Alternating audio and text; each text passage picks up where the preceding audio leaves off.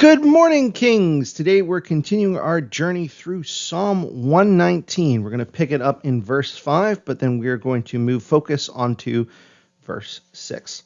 Psalm 119, 5 to 6. Oh, that my ways may be steadfast in keeping your statutes. Then I will not be put to shame, having my eyes fixed on all of your commandments. Verse 6 builds on the psalmist's heartfelt cry in verse 5.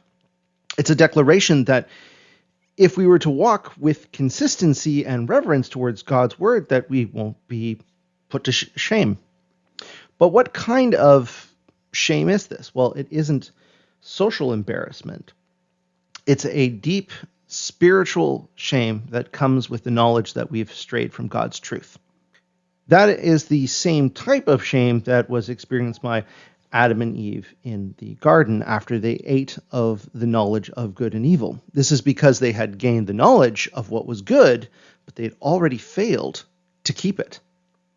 However, the psalmist reminds us that if we fix our eyes on God's commandments, it's much easier to keep them. This concept is actually explained much more in James 1:23-25. where it says, "For if anyone is a hearer of the word and not a doer, he is like a man who looks at his natural face in the mirror. For he looks at himself and then goes away and at once forgets what he was like. But the one who looks into the perfect law, the law of liberty, and perseveres, being no hearer who forgets, but a doer who acts, he will be blessed in his doing." Now, this sounds all great. But you might be wondering, what about past shame? Well, here's what it says in Romans 10:11. "For everyone who believes in him will not be put to shame." So even though we've made past mistakes, we can come to God and we can be reconciled through Jesus Christ.